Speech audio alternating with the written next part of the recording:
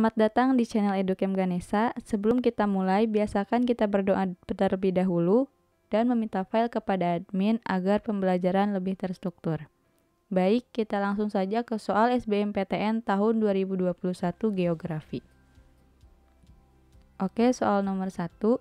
Sejumlah indikator keberhasilan pembangunan manusia adalah kecuali A. Menurunnya tingkat kematian bayi, B. Meningkatnya angka harapan hidup waktu lahir, C. Meningkatnya daya beli masyarakat, D. Meningkatnya prasarana dan sarana wilayah, E. Mobilitas penduduk horizontal yang tinggi. Oke, saya berikan waktu 5 detik untuk teman-teman menjawab. Baik, jawaban yang benar adalah C. Meningkatnya daya beli masyarakat. Karena sejumlah indikator keberhasilan pembangunan manusia itu terdiri dari 1. Menurunnya tingkat kematian bayi, 2. Meningkatnya angka harapan hidup waktu lahir, 3. Meningkatnya prasarana dan sarana wilayah, dan yang keempat, mobilitas penduduk horizontal yang tinggi. Jadi yang bukan adalah poin C. Baik, ke soal nomor 2.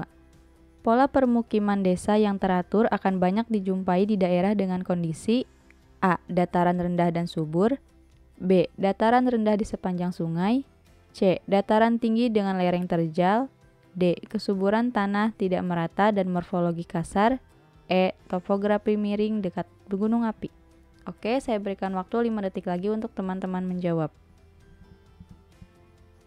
Baik, jawaban yang benar adalah B. Dataran rendah di sepanjang sungai. Karena pola desa yang teratur terdapat di dataran rendah, karena hambatan atau kendala dataran rendah itu secara fisiografis kecil. Polanya teratur memanjang mengikuti aliran sungai sebagai sumber daya alamnya. Oke, ke soal nomor 3. Penyebab hutan hujan tropis mempunyai peran penting sebagai penghasil oksigen dan pengendali iklim global adalah A. Berbatang besar, B. Tumbuhan berlapis, C. Berdaun lebat, D. Kerapatan tinggi, E. Berdaun hijau. Oke, diberikan waktu lagi 5 detik untuk teman-teman menjawab. Baik, jawaban yang benar adalah E. Berdaun hijau. Karena hutan hujan tropis ini berperan penting sebagai penghasil oksigen dan pengendali iklim global. Dikarenakan berdaun hijau sepanjang tahun atau evergreen dan menjalankan proses siklus hara tertutup atau closed nutrient cycle. Hutan hujan tropis yang berdaun hijau mengakibatkan fotosintesis dapat terjadi sepanjang tahun, sehingga daya serap terhadap karbon di udara akan lebih tinggi. Oke, soal nomor 4. Industri garmen di kota-kota besar seperti Jakarta dan Surabaya memilih lokasi industrinya berdasarkan A. Bahan baku, B. Tenaga kerja, C. Sumber energi, D. Pasar, E. Angkutan. Oke, 5 detik lagi untuk teman-teman menjawab. Baik, jawaban yang benar adalah B. Tenaga kerja. Jadi, industri garmen di kota-kota besar seperti Jakarta dan Surabaya itu memilih lokasi industrinya berdasarkan orientasi tenaga kerja, karena memerlukan tenaga kerja yang banyak dalam proses produksinya. Oke, ke soal nomor 5. Perhatikan pernyataan berikut. 1. Rona, 2. Tekstur, 3. Sheet, 4. Pola. Pola interpretasi yang digunakan untuk mengidentifikasi lahan perkebunan melalui foto udara hitam putih adalah A. 1, 2, dan 3 benar, B. 1 dan 3 benar, C. 2 dan 4 benar, D. 4 saja, E. Semua jawaban benar. Oke, diberikan lagi waktu 5 detik untuk teman-teman menjawab. Oke, jawaban yang benar adalah C. 2 dan 4, tekstur dan pola. Karena lahan perkebunan dapat diidentifikasi melalui unsur interpretasi tekstur atau perkebunan dengan tekstur agak kasar, dan pola atau perkebunan mempunyai pola yang teratur. Oke, lanjut ke soal nomor 6.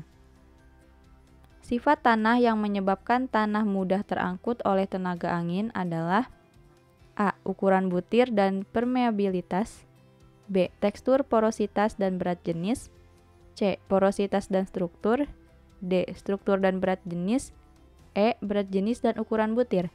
Oke, 5 detik lagi untuk teman-teman menjawab.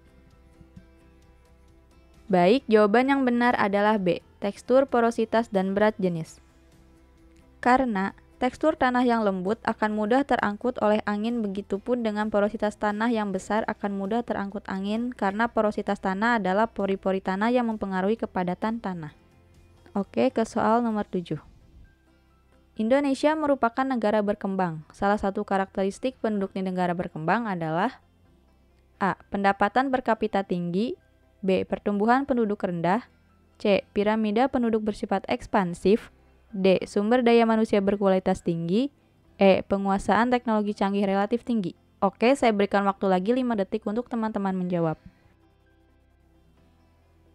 Oke, jawaban yang benar adalah C. Piramida penduduk bersifat ekspansif.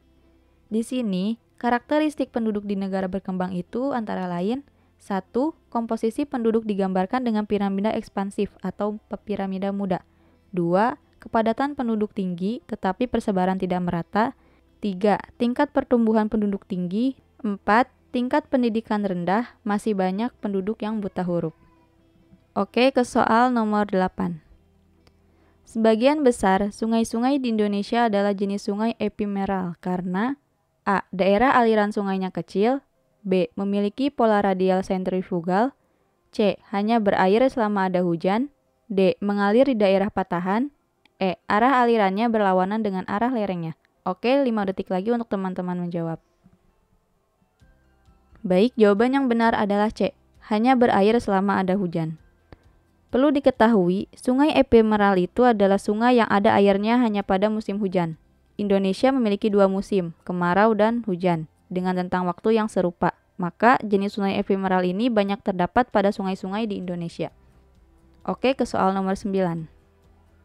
Manfaat penginderaan jauh pada bidang hidrologi adalah A. Memantau daerah aliran sungai, B. Mengamati sistem angin di muka bumi, C. Mengamati sifat fisik air laut, D. Mendeteksi lahan kritis, E. Memetakan permukaan bumi. Oke, 5 detik lagi untuk teman-teman menjawab. Baik, jawaban yang benar adalah A. Memantau daerah aliran sungai. Karena memang manfaatnya itu adalah memantau daerah aliran sungai. Oke, soal nomor 10. Perhatikan pernyataan berikut.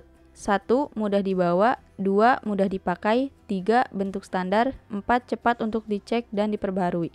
Kelebihan sistem SIG atau Sistem Informasi Geografi dibandingkan dengan peta adalah A. 1, 2, dan 3 benar, B. 1 dan 3 benar, C. 2 dan 4 benar, D. 4 saja, E. Semua jawaban benar.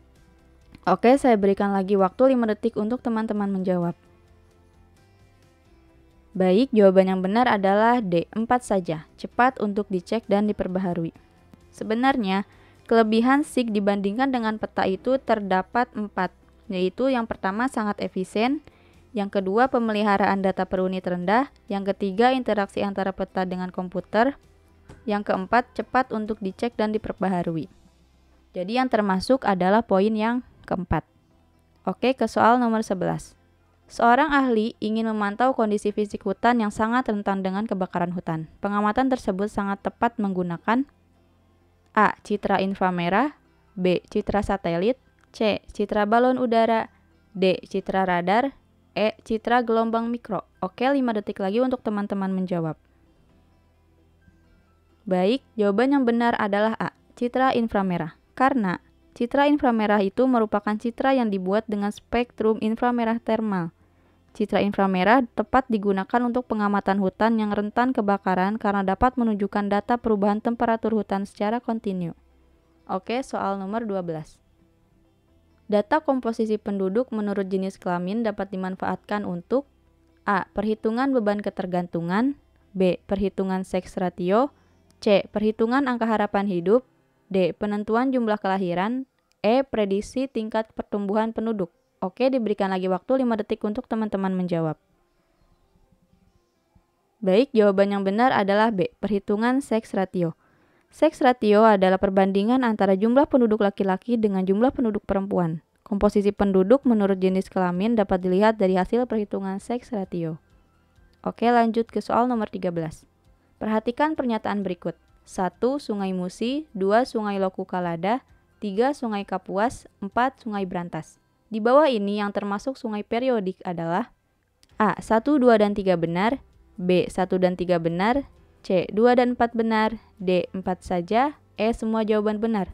Oke, 5 detik lagi untuk teman-teman menjawab. Oke, jawaban yang benar adalah D. 4 saja, sungai berantas.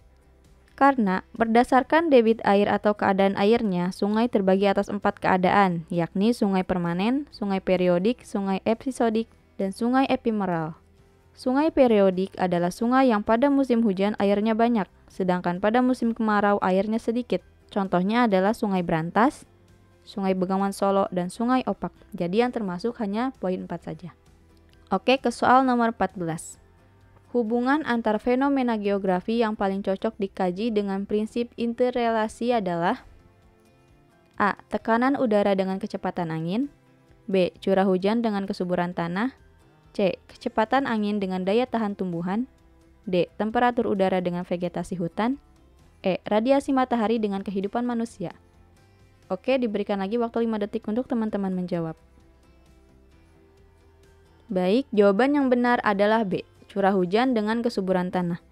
Karena prinsip interrelasi ini merupakan suatu hubungan saling terkait dalam ruang antara gejala yang satu dengan gejala yang lain.